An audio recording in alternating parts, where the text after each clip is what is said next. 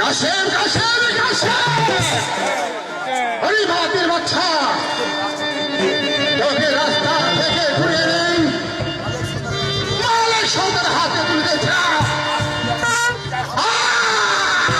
আজ তুই আমার গন্ডায় হাত দিয়েছিস হরি বাতির বাচ্চা তুই যে এখানে থাকিস তাকে শেখা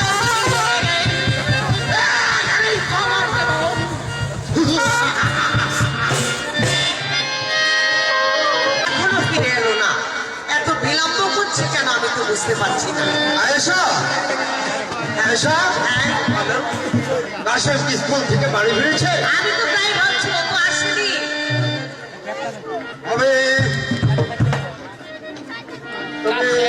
আমি এটাই চিন্তা করছি ও এত দেরি করছে কেন, আসছে না কেন?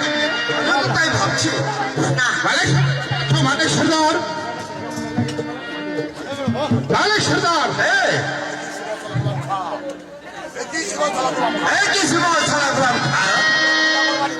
হঠাৎ করে আমার বাড়িতে কেন? আমি এসেছি বাচ্চার আদেশ তোমাকে জানিয়ে দিতে। কি আদেশ? বাচ্চা যে ছেলেকে তোমাকে দান করেছিল সেই ছেলেকে এই বাড়ি থেকে তোমার একটাই তাড়িয়ে দিতে হবে। গোলাম খান আমার ছেলে এমন অপরাধ করেছেন যে বাচ্চা তোমাকে হুকুম দিয়েছে এই মুহূর্তে আমার ছেলেকে বাড়ি থেকে তাড়িয়ে দিতে হবে। কি ভোট আমি দিতে পারবো না। তুমি যদি কাশেমকে বাড়ি থেকে তাড়িয়ে না দাও তাহলে ভবিষ্যৎ তোমার ভালো হবে না।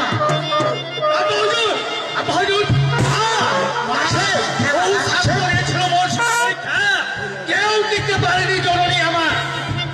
আমি জানি আমার ছেলে পাস করবে। আমি পরীক্ষায় পাস করেছি। হ্যাঁ মহজুদ, বহু ছাত্র দিয়েছিল বড় সঙ্গে পরীক্ষা, কেউ টিকতে পারেনি আমার সঙ্গে। দেখেছো আয়েশা আমাদের ছেলে পাস করেছে। আমায় কিছু খেতে দাও মা, বড্ড ক্ষুধা পেয়েছে। হঠাৎ করে গরিবের বাড়িতে চলুন না, গরিবের বাড়িতে কিছু ভাত খেয়ে নেবে। ভাতের জন্য সোনাহাটের বাড়ি দিনের পর দিন গোলার ভিতরে আছেন, সেই ভাতের নাম শুনে আপনি খুঁতু ফেলছেন। এমন একদিন আসবে আপনার কবলে এক মুঠো হাত।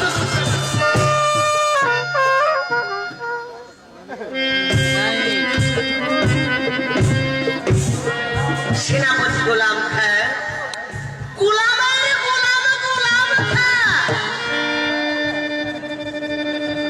আমি কিন্তু আপনাকে একটা কথা বলে যাচ্ছি।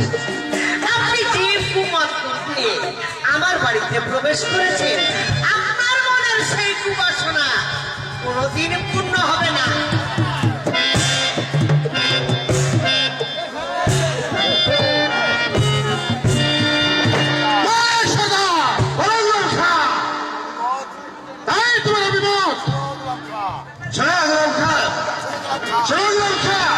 তুমি তোমার বাদশার আদেশকে তোমার মাথায় নিয়ে ধেই ধেই করে রাখতে পারো, কিন্তু তুমি জেনে রেখো তুমি তোমার বাদশাকে গিয়ে বলবে তোমার আদেশে করতে পারো, কিন্তু আমি সরকার তোমার বাদশার আদেশকে